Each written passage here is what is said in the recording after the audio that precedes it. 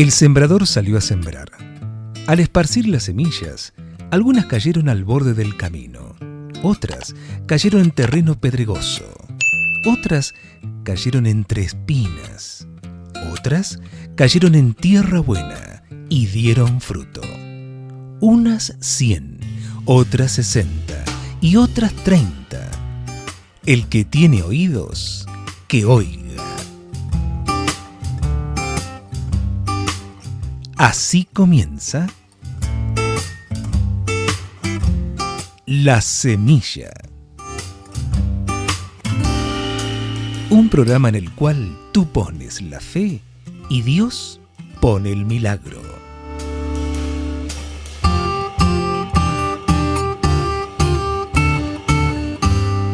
La Semilla. Muy pero muy buenas noches, queridas familias, bienvenidos. Qué lindo reencontrarnos hoy en la segunda edición del programa La Semilla. Hoy jueves, ya 3 de noviembre, dando nuestros pasitos hasta este nuevo mes y hacia el fin de este año 2022, ¿no? Pero antes de seguir, quiero dar la bienvenida a quien me acompaña todas las ediciones del programa, el señor Guillermo Domínguez. Todas las ediciones posibles, ¿no es cierto? Claro, por ahí le pega el faltazo. Buenas noches, queridos amigos, un gusto saludarlos aquí desde los estudios de La Semilla. La verdad que contentos, Pochito, porque mañana viernes ya tenemos este encuentro que veníamos promocionando, donde vamos a tener la presencia de la gente de Río Gallego, donde van a tocar justamente este taller. Y de 28. Totalmente, exactamente. Sí. De Río Gallego 28, sí, perdón. Lo que pasa es que lo tengo ahora al pastor Jorge Molina en Río Gallego y le tengo a la gente que va a venir al taller de 28 de noviembre, donde van a hacer este taller sobre alimentación saludable, en conjunto, ¿no?, con María y con Esther, que son miembros de la iglesia local, ¿no?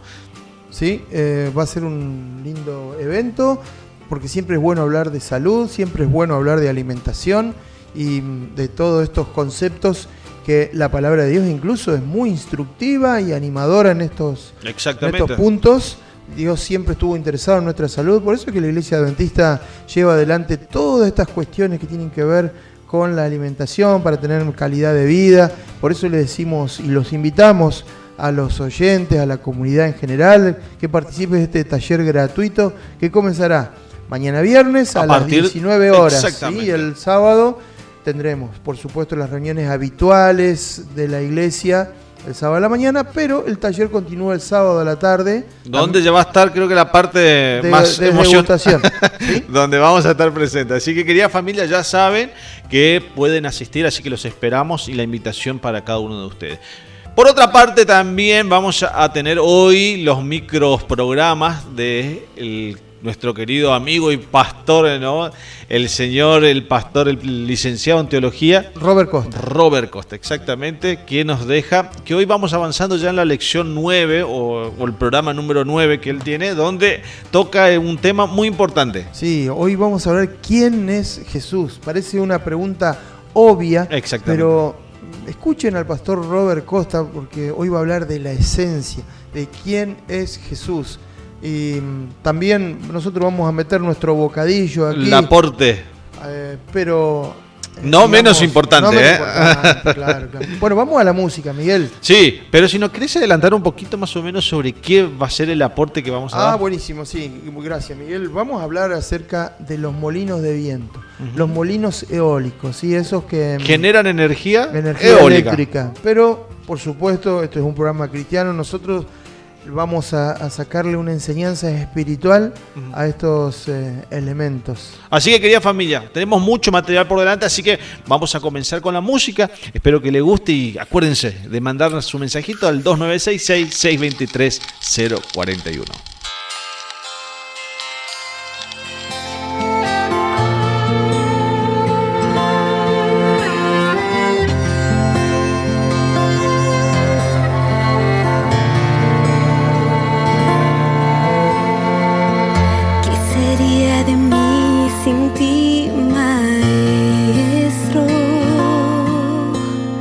¿Dónde se refugiaría mi corazón? Y en las tristes noches de dolor, ¿quién escucha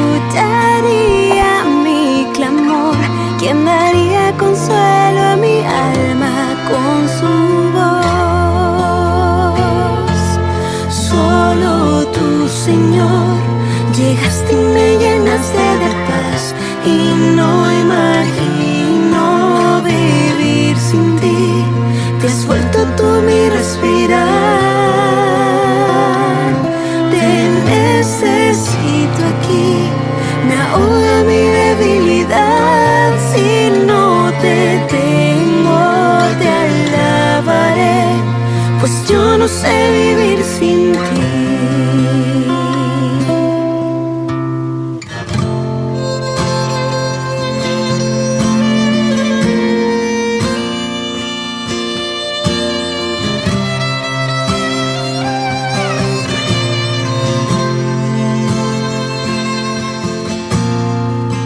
¿Qué sería de mí sin ti, maestro? No sabría lo que fui ni dónde voy. ¿Quién me sostendría al luchar? ¿Quién me volvería a levantar? ¿Quién daría esperanza a mi alma con su voz? Solo tú, Señor, llegaste y me llenaste de paz, y no imagino vivir sin ti. Te has vuelto tú mi respirar. Te necesito aquí. Me ahoga mi debilidad. Si no te tengo, te alabaré, pues yo no sé vivir sin ti.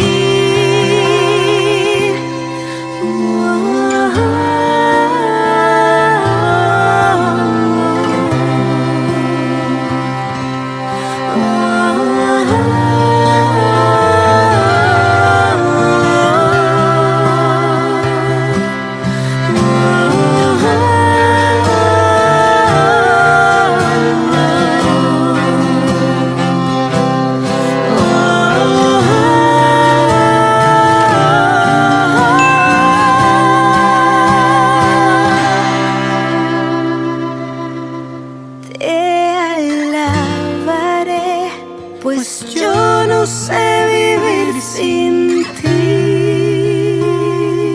Estás escuchando La Semilla. Comunícate con nosotros al 2966 623 041. De cierto os digo, que si no os volvéis o hacéis como niños, no entraréis en el reino de los cielos.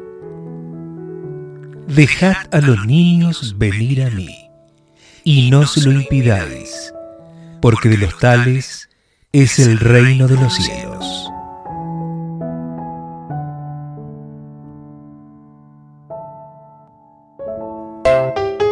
A continuación presentamos El Espacio Infantil, a cargo de la señora Mónica Funes. Hola, hola chicos, qué lindo estar juntos otra vez para continuar con la historia bíblica, porque la Biblia está llena de historias interesantes y entretenidas que nos dejan grandes lecciones. Hoy continuaremos con la historia del profeta Elías. En la historia anterior descubrimos que Dios, para cuidar a su profeta, le había pedido que vaya a quedarse en el arroyo de Kerit, donde allí, por medio de cuervos, Dios lo alimentó cada día y tomaba agua del arroyo. Pero ese arroyo finalmente también se secó, como todo lo que estaba en la tierra de Israel, porque recordemos que hacía varios años que no llovía. Entonces Dios le dijo a Elías que vaya a una ciudad llamada Sarepta, donde una viuda cuidó de él. Esta amable mujer dio su última harina y la última gota de aceite para hacer un pan para el hambriento profeta.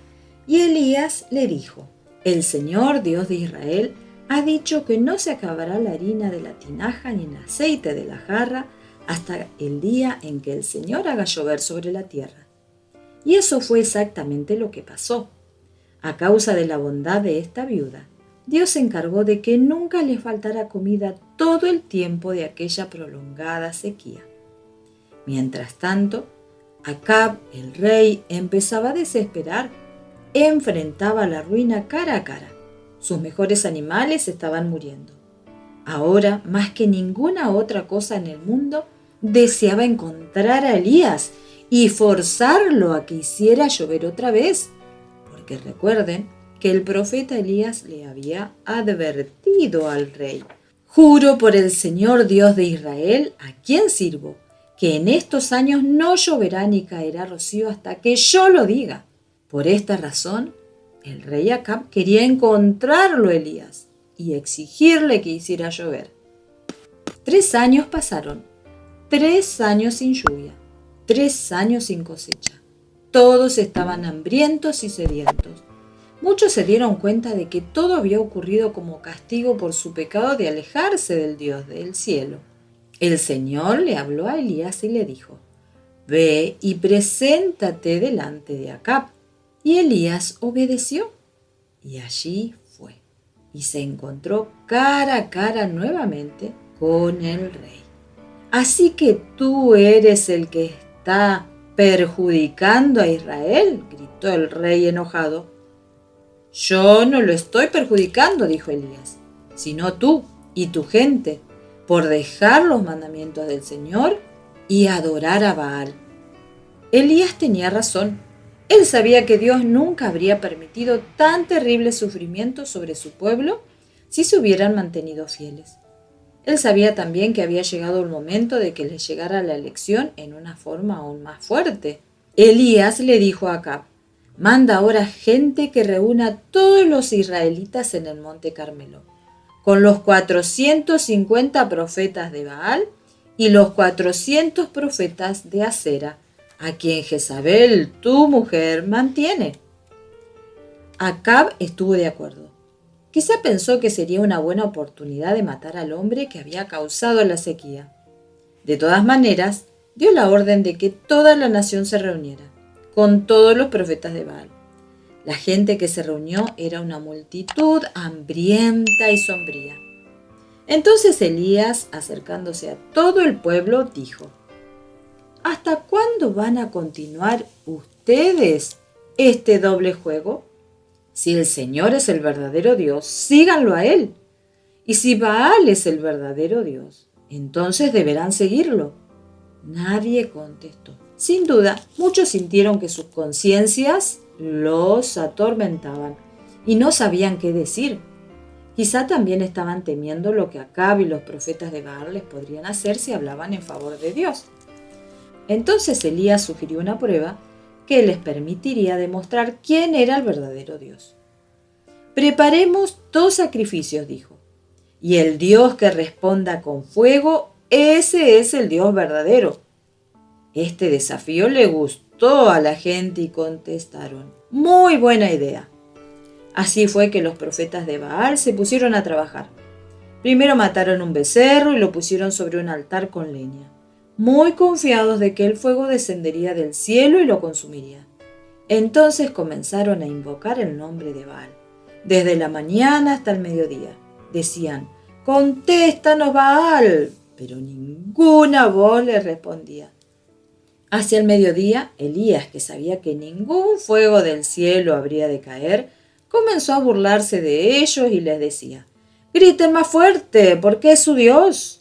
A lo mejor está ocupado, o está haciendo sus necesidades, o ha salido de viaje. Tal vez esté dormido y hay que despertarlo». Estas palabras lo hicieron enojar mucho más aún, y en su desesperación saltaban sobre el altar y se cortaban con cuchillos. Toda la tarde siguieron gritando y gritando hasta que se quedaron sin voz. Pero ¿saben una cosa? No hubo ninguna respuesta. Nadie contestó ni escuchó. Cuando todos se dieron cuenta de que habían fracasado y que Baal había quedado completamente desacreditado, Elías dijo a toda la gente: «Acérquense a mí». Toda la gente se acercó a él y él se puso a reparar el altar del Señor, que estaba derrumbado. ¡Qué lección para todo el pueblo! Porque ellos se habían olvidado de Dios y había muchos altares a lo largo de toda la nación, destruidos y abandonados, porque ellos ahora adoraban a dioses falsos. Para reparar el altar, Elías tomó 12 piedras, una por cada tribu de Israel, como un recordatorio de que Dios todavía consideraba a Israel como su nación. Luego hizo una zanja alrededor de ese altar y le pidió a las personas que trajeran agua, seguramente del mar que estaba ahí en la costa, y llenó de agua todo el altar y se llenó de agua la zanja. Estaba decidido a que nadie pudiera decir que existiera alguna mínima posibilidad de que él fuera quien encendió el fuego. Ya era el atardecer. Entonces Elías, elevando sus ojos al cielo, oró en alta voz para que todos pudieran oír. Señor, Dios de Abraham, Isaac e Israel, haz que hoy se sepa que tú eres el Dios de Israel y que yo soy tu siervo y que hago todo esto porque tú me lo has mandado. Respóndeme, Señor, respóndeme, para que esta gente sepa que tú eres Dios y que los invitas a volverse de nuevo a ti. Conteniendo el aliento, la gente observaba y escuchaba. ¿Respondería Dios? ¿Era Jehová más grande que Baal? En aquel momento, el fuego del Señor cayó. Súbitamente desde el oscuro cielo vino un torrente de luz, una rugiente llama. Se dirigió directamente hacia el altar que Elías había construido y lo envolvió con una llamarada de gloria, con un calor tan intenso como el que nunca los hombres habían sentido antes. El fuego quemó el holocausto, la leña y hasta las piedras y el polvo y consumió el agua que había en la zanja. Un momento después, nada había quedado más que el terreno calcinado y las nubes de humo que se elevaban majestuosamente hacia el cielo. Al ver esto, toda la gente se inclinó hasta tocar el suelo con la frente y dijo: ¡El Señor es Dios! ¡El Señor es Dios! Aquella noche fueron muertos los profetas de Baal y quedó abierto el camino para que Israel adorara a Dios una vez más. Entonces Elías oró nuevamente. Le pidió a Dios que enviara lluvia, esa lluvia que tanto esperaban. Y la lluvia cayó y el hambre finalmente llegó a su fin. De esta forma, con muchos ruegos y poderosos milagros, Dios trató de llevar a su pueblo de regreso a Él. Hasta aquí la historia de este poderoso profeta, un profeta de oración. ¿Qué oración poderosa hizo pidiendo que cayera fuego del cielo y luego que lloviera? Y Dios respondió todas esas oraciones. Esta historia me encanta porque habla de la paciencia de Dios y del amor que nos tiene, que nos espera, nos llama y espera que nosotros obedezcamos. Te dejo un abrazo enorme, enorme y nos encontramos en el próximo programa para una nueva historia. Chau, chau.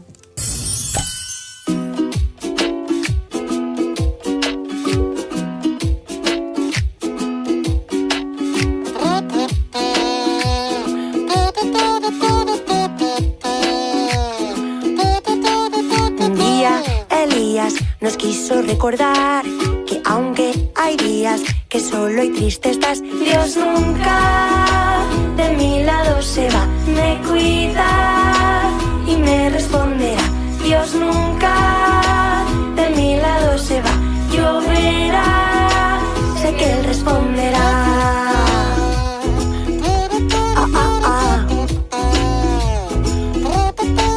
Un día Elías a muchos demostró que Dios todos los días es todopoderoso. Dios nunca de mi lado se va, me cuida y me responderá. Dios nunca de mi lado se va, lloverá, sé que Él responderá.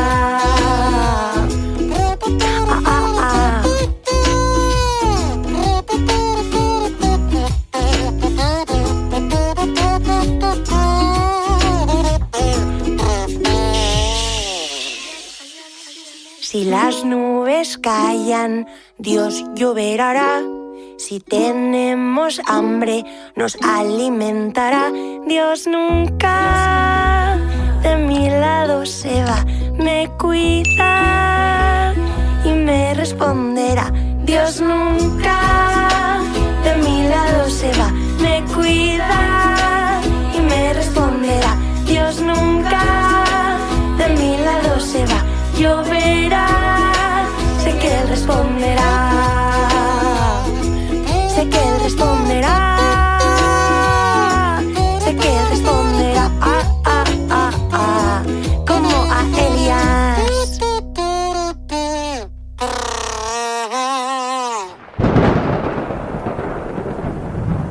Estás escuchando La Semilla. Comunicate con nosotros al 2966 623 041.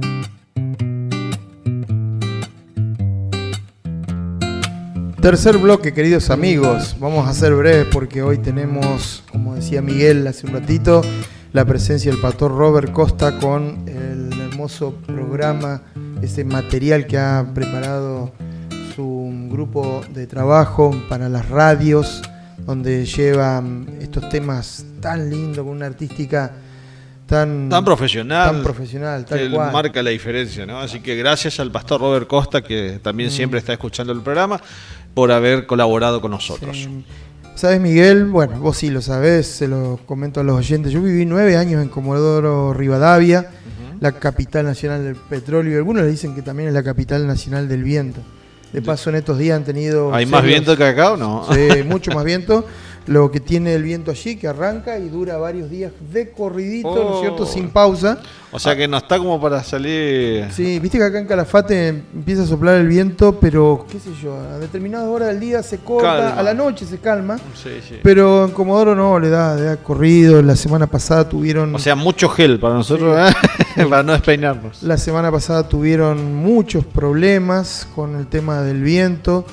Mis amigos me mandaban fotos, veía también en las noticias los inconvenientes que estaban teniendo. Incluso algunas rutas fueron cerradas para vehículos de gran porte porque hubo vuelcos de algunos camiones. En fin, vamos a hablar del viento, pero de los molinos en sí, porque en Comodoro, si uno está en la ciudad, mira hacia los cerros circundantes y va a ver el inmenso parque eólico que se llama Antonio Morán. Y llama la atención no porque estén funcionando, sino porque están todos como gigantes inmóviles desde hace... Me acuerdo allá en mi pago, ¿no?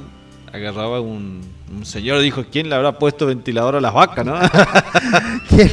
Está bueno eso, ¿no? Bueno, allí están estos tremendos, estas moles de acero que están allí, están inmóviles porque el viento realmente es tan fuerte. Algunos dicen que calcularon mal el tipo de material, o sea, no tuvieron en cuenta la velocidad, la fortaleza de los vientos que hay allí en Comodoro. Bueno, los terminaron destrozando, los repuestos fueron incomprables al momento de arreglar esas máquinas. La cuestión es que quedaron allí, como parecen gigantes, todos paraditos, arriba de los cerros, sin funcionar, sin cumplir el objetivo para el cual le fueron instalados, que es... O sea que se puede ir a sacarlos para ponerlo como poste en el alambrado. En el alambrado, ¿no? En la Patagonia tenemos el privilegio justamente de tener vientos casi permanentemente. Y a veces no los aprovechamos como tendría que ser, como hacen en otros países. Y a propósito de esto, yo quería mencionar el complejo se llama Hornsea 2, ¿sí? Se escribe con H. Hornsea 2, está allí cerca del Reino Unido de Inglaterra. Es el parque eólico más grande del mundo, pero no está sobre la tierra, está sobre el mar. Seguramente vas a poner algunas fotos en la plataforma de YouTube. Ustedes van a ver, queridos amigos, el mar abierto sembrado de estos molinos. Impresionante el tamaño que tienen. ¿Y cómo lo habrán puesto, no? Y bueno, justamente la instalación se hace con grandes buques, con plataformas. La cuestión es que esto ya tiene un tiempo de funcionamiento y provee de 1.3 gigawatts a Europa en general, a toda esa zona de aquellos que han invertido. La empresa danesa Ørsted fue la que lo instaló y es realmente, las imágenes son realmente extraordinarias. Fíjate vos que ese buque que se ve allí en la foto queda diminuto al lado de un molino como esos, ¿no? Bueno, es interesantísimo lo que es la tecnología. Lo que es la invención humana también, ¿no? Y en el aprovechamiento de energías renovables, como es el viento. Estamos en el auge de justamente la energía renovable. Sí. Así que creo que hay que empezar a tener más conciencia sobre el uso de la energía y empezar a cuidar este planeta que nuestro Señor, valga la redundancia, nos dejó como administrador de esta tierra. Sí, energías verdes, energías renovables, energías limpias. Pero ¿por qué mencionamos hoy hablamos acerca de estos molinos. Bueno, la palabra de Dios habla mucho acerca del viento y muchas veces el viento es símbolo del Espíritu Santo, ¿sí? En esa conversación famosa que tuvo Jesús con Nicodemo, que le dijo, es allí a quien Jesús le dice, porque de tal manera amó Dios al mundo que dio a su Hijo único para que todo aquel que en Él cree no se pierda, sino que tenga vida eterna. Esas expresiones las hizo Jesús a Nicodemo en aquella charla, en la intimidad, en la oscuridad, porque Nicodemo quería hablar con Jesús, pero no quería que nadie se enterara. Fue, digamos, tímida y vergonzosamente acercándose a Jesús. Sin embargo, el maestro le dijo a él esas palabras tan extraordinarias, pero entre otras cosas, porque no solo le dijo Juan 3:16, lo que se registra allí, sino que también habló del viento. Le dijo, el viento sopla de donde quiere y oye su sonido, ¿no? Tal cual. Pero Jesús le sigue diciendo, pero no sabes ni de dónde viene ni a dónde va. Dice, así es todo aquel que es nacido del Espíritu. Amén. Cuántas cosas profundas le dijo Jesús a Nicodemo y se la dejó picando, ¿no?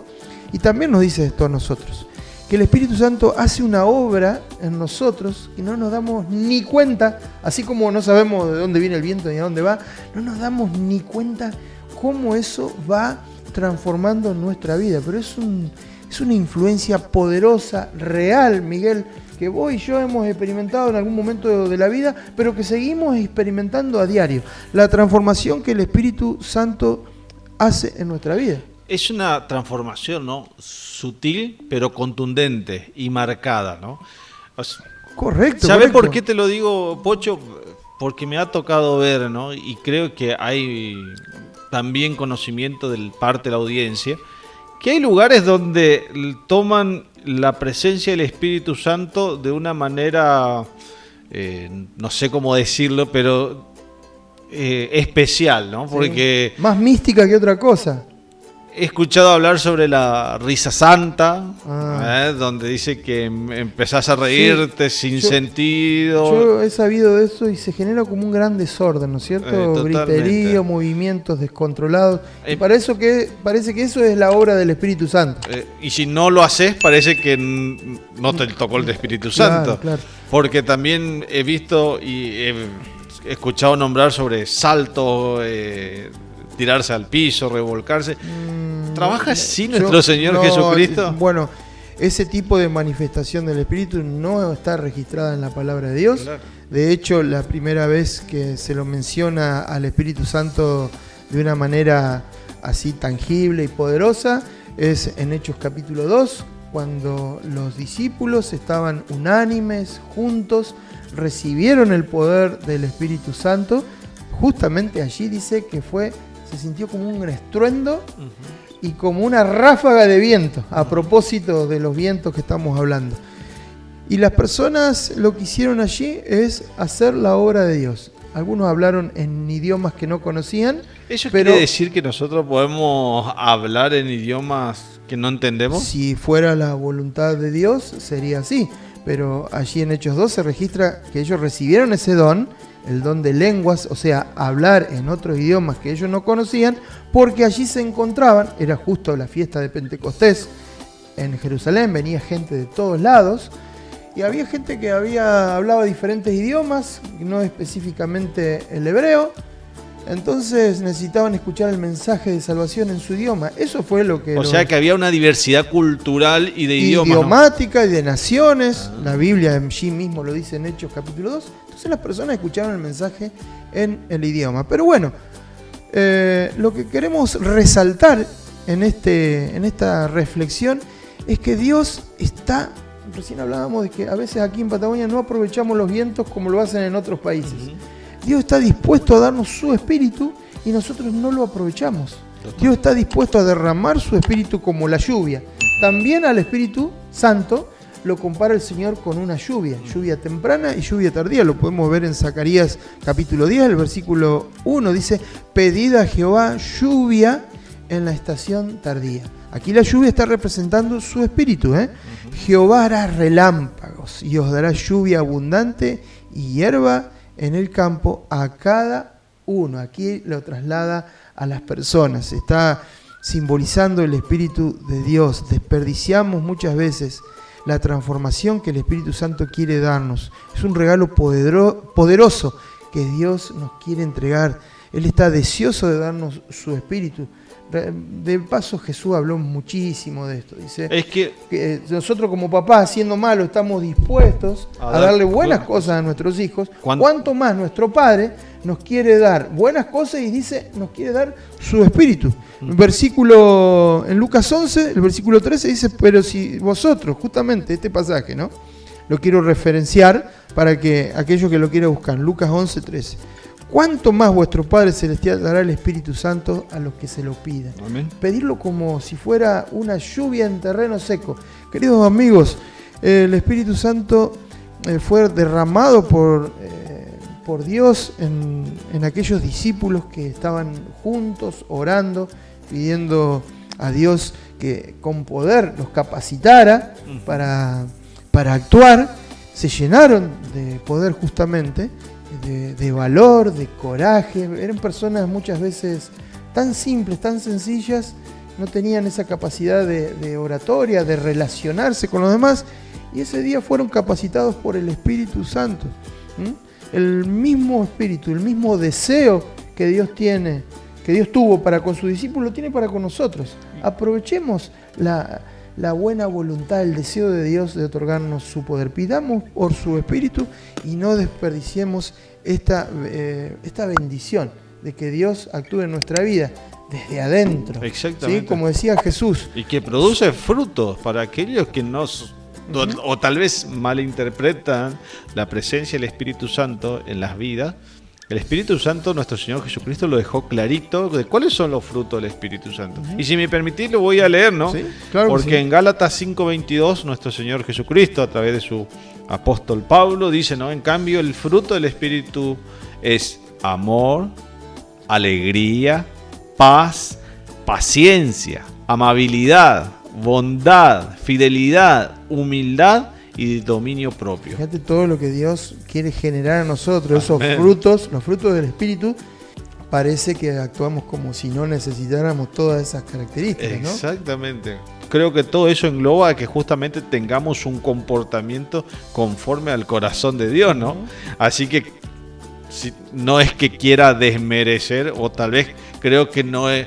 que tenemos que verlo y estudiar un poquito más la Biblia antes de justamente guiarnos en esos lugares donde creo que sacan fuera de contexto lo que nuestro Señor Jesucristo dice en su palabra, ¿no? Muy bien. ¿Vamos a la música? Vamos a la música. Y después lo tenemos al pastor Robert Costa con esta lección que era... ¿Quién es Jesús? ¿Quién es Jesús? Y después volvemos para el final, querida familia.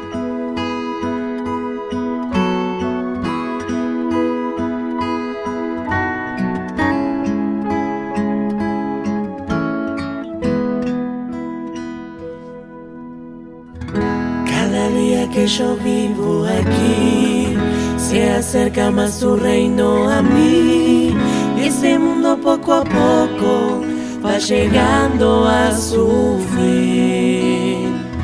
Como árbol que plantado está, sé muy bien que mi hoja no caerá, y despierto y alabándote me encontrarás.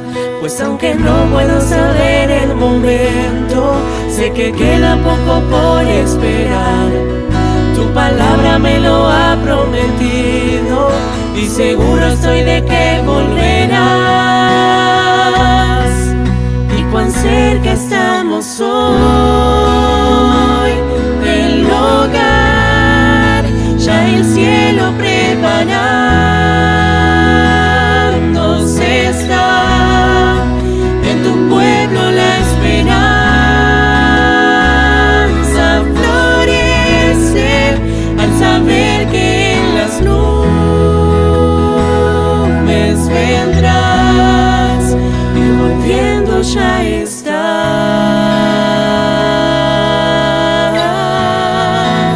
volviendo ya estás.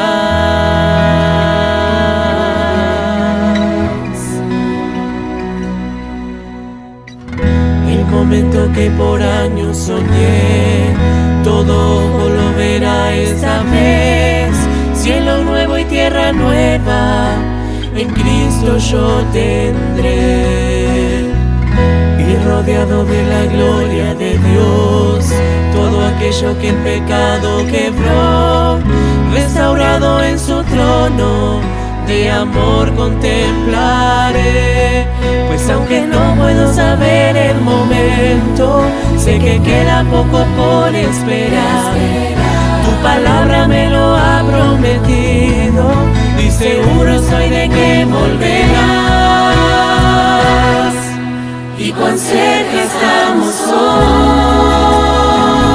del hogar, ya el cielo preparándose está, y en tu pueblo la esperanza florece al saber que en las nubes vendrás y volviendo ya estás.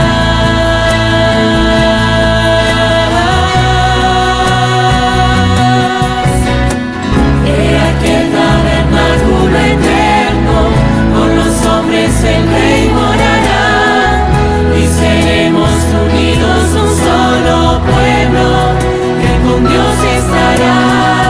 He aquel tabernáculo eterno, con los hombres el Rey morará, y seremos unidos un solo pueblo, que con Dios estará.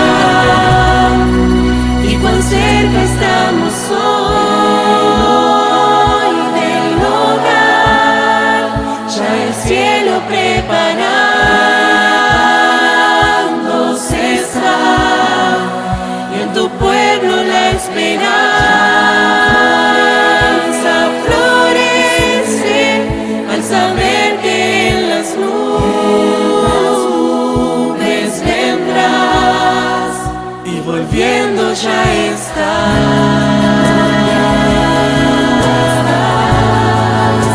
volviendo ya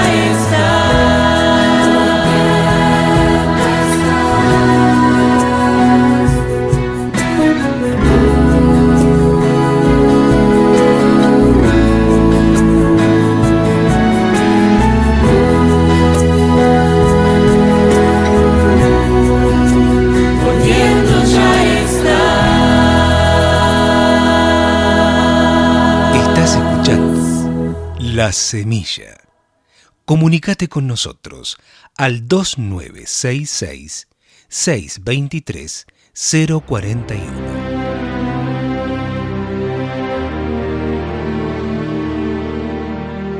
Después de la destrucción de Jerusalén en el 70 después de Cristo, Adriano, el emperador romano, construyó otra ciudad en el lugar que había ocupado Jerusalén y le puso su nombre. Más tarde erigió un altar a Júpiter, el dios romano, en el mismo lugar en el que había estado el templo judío. Y para añadirle afrenta al daño, Adriano promulgó un edicto que les prohibía a los judíos practicar su antiguo ritual de la circuncisión. Estas crueldades humillantes solo se podían soportar por la creencia de que el Mesías prometido pronto vendría a liberarlos de la opresión de los romanos. En ese momento crucial de la humillación nacional, Bar Kokhba, un joven judío carismático, atrajo a millares de jóvenes celotes a su causa por la liberación de los judíos. Pretendía ser una luminaria que había venido desde el cielo. Se autodenominaba el Mesías, el Libertador, pero no era más que un impostor, un fraude. Y mucho antes que él, un siglo antes, otro judío afirmó ser el Mesías. De hecho, decía ser el Hijo de Dios. Su nombre era Jesús, un joven carpintero del poblado norteño de Nazaret. ¿Quién era ese Jesús de Nazaret? ¿Un maestro? ¿Un filósofo? ¿Un médico? ¿Un humanista? ¿Un predicador? Mantente en sintonía y descubriremos su identidad.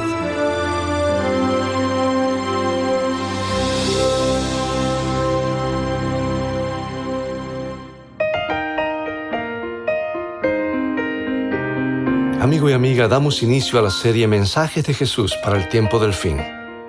Quien te habla es Robert Costa y me alegra compartir la palabra de Dios en este espacio radial. Hoy tenemos un tema muy importante. Revelaremos una verdad que todos necesitamos conocer. Pero antes de comenzar, te invito a visitar el sitio de internet escritoestá.tv para comunicarte con nosotros o descargar material de estudio bíblico.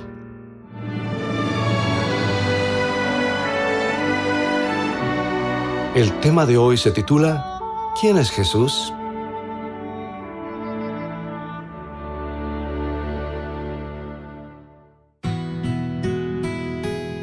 Cuando caminó por los polvorientos senderos de Palestina, quienes lo vieron quedaron impresionados por su presencia.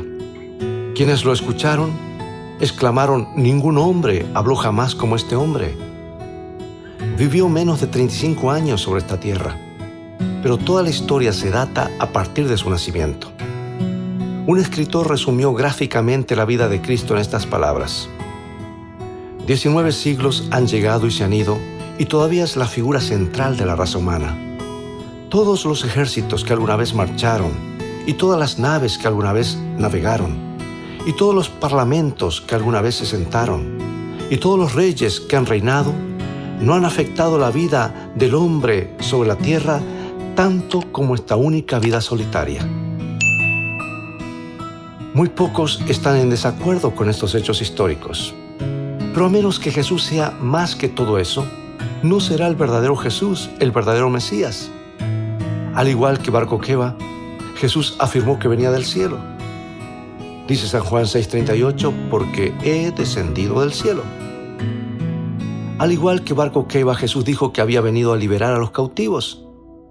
Pero Jesús vino a liberar a los hombres de la culpa y el pecado por medio del amor, no por la fuerza. Pero eso no responde a la pregunta: ¿fue Jesús el Mesías? Muchos hombres aparecieron durante el primer siglo diciendo que eran el Mesías. ¿Qué evidencia tenemos para probar que Jesús era quien decía ser? Jesús mismo nos dio la respuesta cuando dijo: «Las Escrituras, ellas son las que dan testimonio de mí». Obviamente el Nuevo Testamento no se había escrito aún en los días de Jesús. Por lo tanto, lo que Jesús estaba diciendo era que el Antiguo Testamento prueba quién y qué es Él. El Nuevo Testamento, escrito después de la muerte de Cristo, es la historia de su vida, su historia registrada por contemporáneos. Vayamos ahora a las profecías del Antiguo Testamento con respecto al Mesías, el libertador, y veamos si la vida y la muerte de Jesús se cumplen con precisión. En las puertas del jardín del Edén, el Señor les dio a Adán y Eva la primera promesa de un libertador. Y al reprender a Satanás, la serpiente, el Señor dijo, Génesis 3:15, «Y pondré enemistad entre ti y la mujer, y entre tu simiente y la simiente suya. Esta te herirá en la cabeza, y tú le herirás en el calcañar». En otras palabras, un día un niño nacerá, y él quebrantará el poder de Satanás. Pero al hacerlo, el libertador prometido recibirá una herida dolorosa. Eva esperaba que uno de sus hijos fuera aquel niño prometido. Muchas madres en Israel deben de haberse preguntado si sus bebés recién nacidos no serían el prometido. 7 siglos antes del nacimiento de Cristo, Dios predijo por medio de Isaías cómo nacería el libertador. Isaías 7:14. Por tanto, el Señor mismo os dará señal. He aquí que la Virgen concebirá y dará a luz un hijo, y llamará su nombre Emmanuel. ¿Tuvo Jesús un nacimiento milagroso? Lucas escribió lo siguiente acerca del nacimiento de Jesús, San Lucas 1:26 al 31. El ángel Gabriel fue enviado por Dios a una ciudad de Galilea llamada Nazaret, a una virgen desposada con un varón que se llamaba José, y el nombre de la virgen era María. El ángel dijo, concebirás en tu vientre y darás a luz un hijo, y llamarás su nombre Jesús. Y siglos antes del nacimiento de Cristo, Miqueas reveló el lugar en el que nacería el Mesías, Miqueas 5:2. Pero tú, Belén Efrata, de ti me saldrá el que será Señor en Israel. Miqueas dijo que el Mesías nacería en Belén. Sin embargo, el ángel Gabriel fue a Nazaret a 147 kilómetros de distancia para encontrar a María. Hasta una semana antes del parto, parecía que Nazaret iba a ser el lugar del nacimiento de Jesús. Sin embargo, la Biblia dice en Lucas 2, 1 al 5, aconteció en aquellos días que se promulgó un edicto de parte de Augusto César, que todo el mundo fuese empadronado. E iban todos para ser empadronados, cada uno a su ciudad. Y José subió de Galilea, de la ciudad de Nazaret, a Belén, para ser empadronado con María su mujer. Y Lucas describe los acontecimientos posteriores a su arribo a Belén. Lucas 2, 6 y 7. Y aconteció que estando ellos allí, se cumplieron los días de su alumbramiento, y dio a luz a su hijo primogénito, y lo envolvió en pañales, y lo acostó en un pesebre, porque no había lugar para ellos en el mesón. Durante siglos, patriarcas y profetas, sacerdotes y escribas, madres y padres, habían anhelado ese momento. Sin embargo, cuando llegó no hubo trompetas de la fanfarria real. Su nacimiento fue recibido por el mugido de las vacas y el rebuzno de los burros. Aunque el tiempo y el lugar de su nacimiento habían sido predichos por los profetas, los ángeles tuvieron que anunciar su nacimiento a algunos pastores que cuidaban sus rebaños en el campo. Los ángeles cantaron: «Os ha nacido hoy en la ciudad de David un Salvador que es Cristo el Señor». Hasta cumplir los 30 años, Jesús trabajó como carpintero en Nazaret. Entonces, en el 27 después de Cristo, Jesús cerró la puerta de su carpintería y se dirigió al río Jordán, donde millares seguían a su primo Juan el Bautista. Después que Jesús fue bautizado por Juan en el río Jordán, ingresó a un ministerio que terminaría llevándolo al Calvario. Y siglos antes, Isaías había predicho la obra del Mesías con estas palabras. Isaías 61, 1 y 2. El Espíritu de Jehová el Señor está sobre mí, porque me ungió Jehová, me ha enviado a predicar buenas nuevas a los abatidos, a vendar a los quebrantados de corazón, a publicar libertad a los cautivos y a los presos apertura de cárcel, a proclamar el año de la buena voluntad de Jehová, a consolar a todos los enlutados. 7 siglos después, en la sinagoga de su ciudad, Jesús se paró y leyó este mismo texto que Isaías había escrito tanto tiempo antes. Entonces cerró el rollo y declaró: «Hoy se ha cumplido esta escritura delante de vosotros». ¿Era una afirmación ociosa? ¿Cómo fue el ministerio de Jesús? ¿Satisfizo realmente las necesidades de los hombres? No hay registro de que alguien haya acudido a Jesús por sanación y no lo haya recibido. Lucas dice que la gente procuraba tocarle porque de él salía poder y sanaba a todos. Los cuerpos tullidos eran restituidos. Los músculos mustios eran renovados. Pero el mero toque de su mano o una palabra de sus labios, los ciegos podían ver, los mudos cantar y los sordos oír. Cierto día se paró ante la tumba de un hombre que había estado muerto por 4 días, y cuando llamó: «Lázaro, sal fuera», el llanto y las lágrimas se tornaron en júbilo. Este era el ministerio típico de Jesús. Sus mensajes estaban llenos de gozo y optimismo. A los que estaban deprimidos les decía: «Andad con alegría». A los que estaban cargados les decía: «No te preocupes, levanta el ánimo, o no se turbe tu corazón». Jesús aceptaba a la gente tal como era, cualesquiera fueran sus fragilidades, y porque las aceptaba con amor y comprensión, eran transformadas.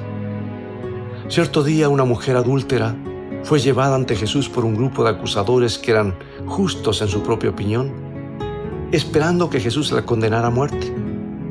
Pero Jesús se detuvo y comenzó a escribir sobre la arena las bochornosas vidas de los acusadores. Uno tras otro los acusadores se alejaron. Volviéndose hacia la mujer que temblaba en el suelo, paralizada por terror, Jesús le dijo: «Ni yo te condeno, vete y no peques más».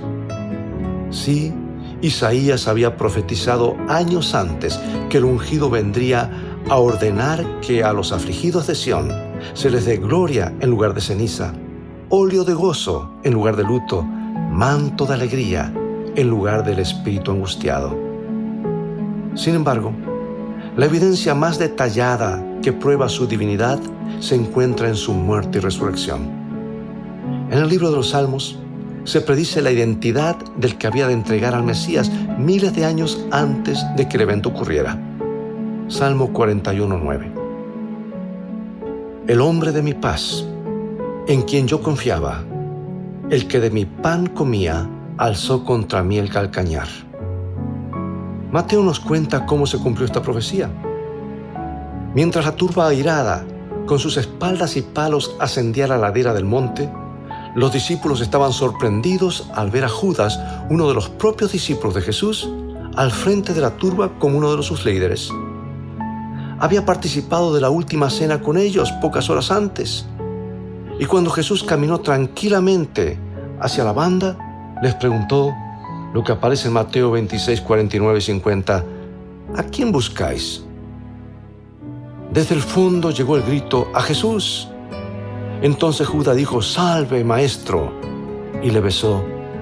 Entonces se acercaron y echaron mano a Jesús y le prendieron. Hasta el precio de la traición había sido profetizado con siglos de antelación, incluyendo en qué se gastaría el dinero. Zacarías 11, 12 y 13. Y pesaron por mi salario 30 piezas de plata. Y tomé las 30 piezas de plata y las eché en la casa de Jehová al tesoro.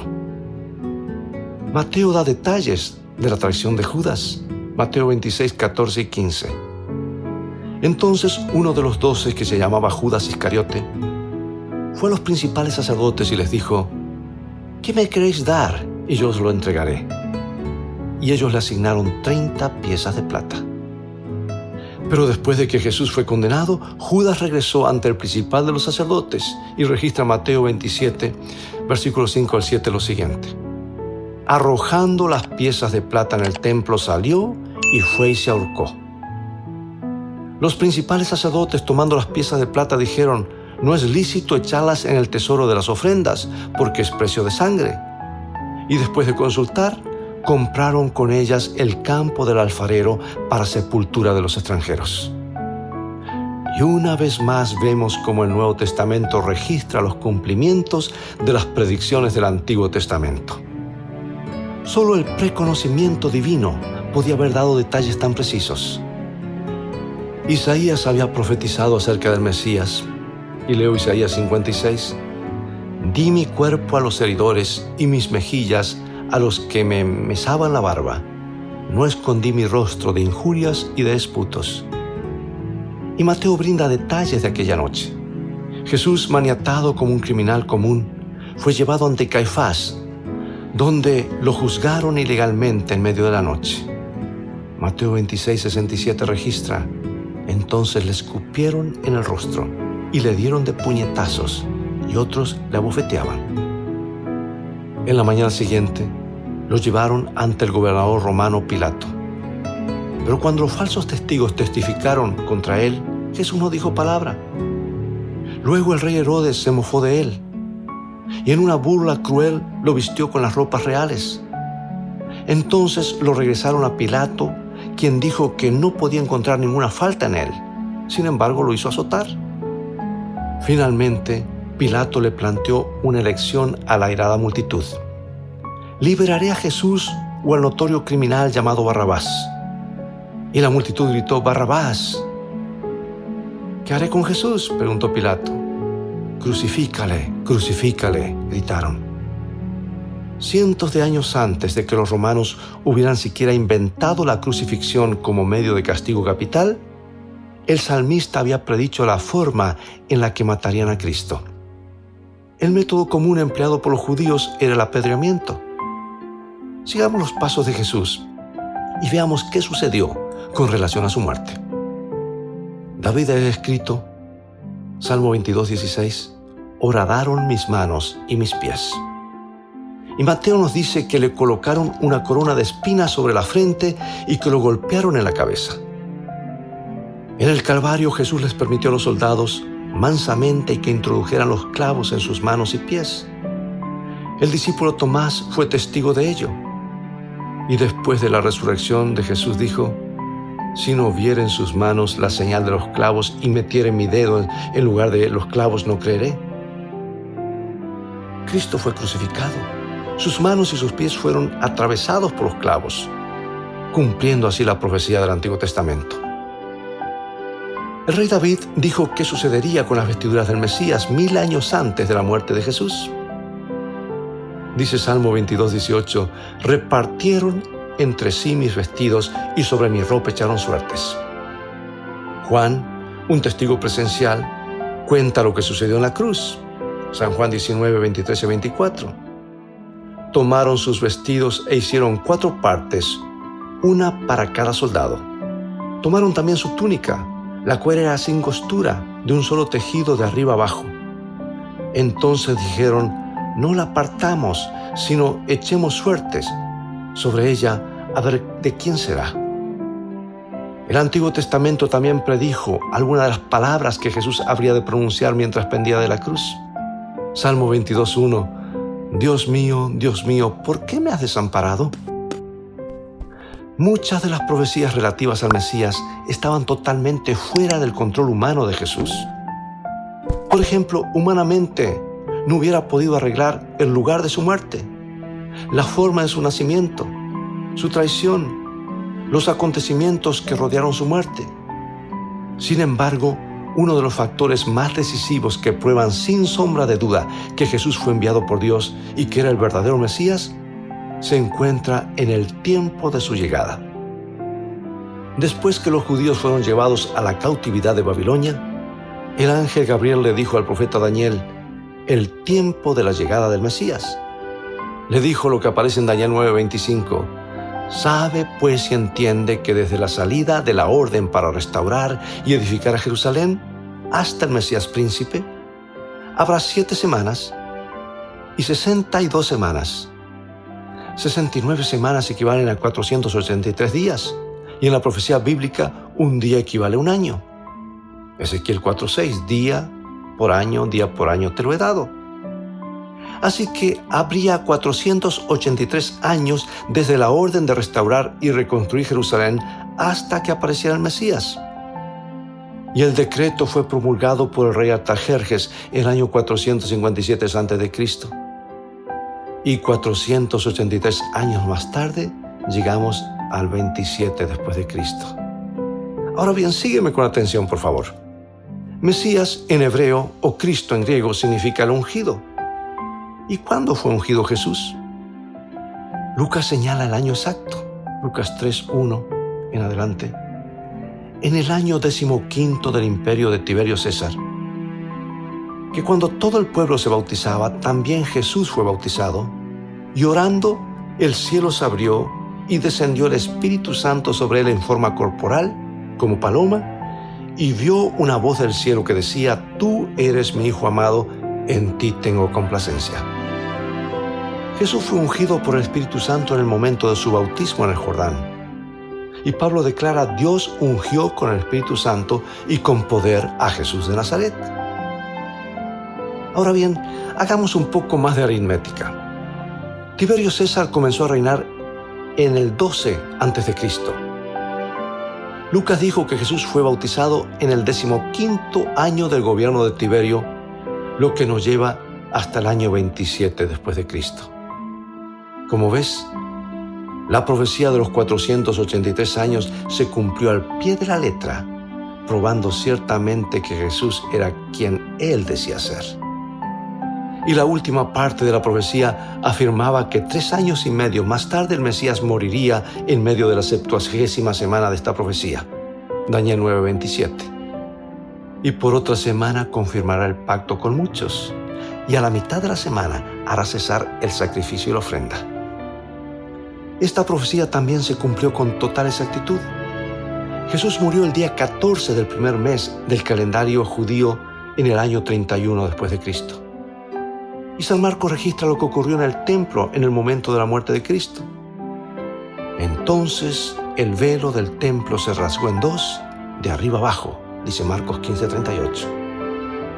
Esto indicaba que los israelitas ya no necesitarían de sacrificios para demostrar su fe en un Salvador futuro, porque el Mesías el verdadero Cordero sacrificial, había sido sacrificado aquel día en el Calvario. Los sacrificios debían cesar. El apóstol Pablo había estudiado esas profecías del Antiguo Testamento y al reunir evidencia de testigos oculares de los eventos que rodeaban la vida y la muerte de Cristo, le escribió a su joven amigo Timoteo que Cristo era más que un mero hombre. Pablo declaró en 1 Timoteo 3:16: Dios fue manifestado en carne, justificado en el Espíritu, visto de los ángeles, predicado a los gentiles, creído en el mundo, recibido arriba en gloria. Sí, Jesús fue verdaderamente quien dijo ser el Mesías. Amigo y amiga, cuando nuestro Señor colgaba de la cruz, con su espalda lacerada por el cruel látigo, sus manos y pies atravesados por clavos, su cabeza herida por las espinas, soportando las burlas y los insultos de la multitud, podría haber llamado a 10,000 ángeles para que destruyeran el mundo y lo libraran, pero no hubiera podido salvarse a sí mismo y salvarnos a nosotros también. ¡Cuánto amor! Debería quebrantar nuestros duros y orgullosos corazones. Sí, podría haber convocado a miles de ángeles, pero gracias a Dios que no lo hizo. Murió por ti y por mí.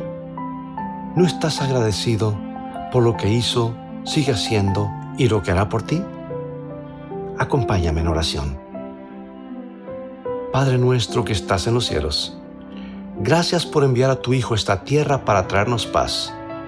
Gracias por venir a revelarnos el amor del Padre y por mostrarnos cuánto el cielo nos ama.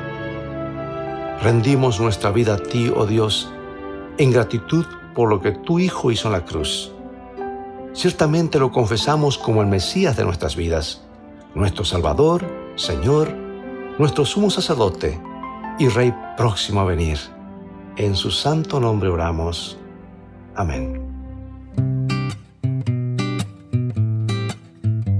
Y llegamos al final, querida familia, de este programa donde sus amigos los adventistas tratan de llevar a sus hogares justamente lo que la palabra de nuestro Señor Jesucristo dice, para que usted a través de sus propios ojos pueda ver y sacar sus conclusiones, ¿no? Por eso le invitamos siempre a que realice los estudios bíblicos, donde podemos aprender, como en este caso también aprendimos con el pastor Robert Costa, de una manera tan práctica que lo hace, de quién es nuestro Señor Jesucristo. Pochito, nos vamos. Nos vamos y les dejamos a todos un fraternal saludo. Deseamos reencontrarnos la semana que viene. ¿Y mañana? Mañana, si todo sale lindo, nos encontramos en la iglesia adventista, allí de a media cuadra de la Fundación Baldoco, sobre la calle de Ripio. La única sede de la iglesia adventista aquí en la localidad de Calafate, con este programa sobre salud, sobre alimentación, que nos traen nuestros amigos de la iglesia adventista de 28 de noviembre. El sábado en la iglesia, en los cultos de la hora 11, y al sábado a la tarde también tenemos la degustación. Continúa este taller sobre alimentación saludable. Así que los esperamos en este fin de semana de viernes y sábado, que una vez más la iglesia adventista brinda un servicio a la comunidad gratuito, abierto, y los espera a todos. Así que, querida familia, nos reencontramos el martes entonces en este programa donde tú pones la fe y Dios pone el milagro. Muy buenas noches, querida familia. Chau, chau. Estás escuchando La Semilla. Comunicate con nosotros al 2966 623 041.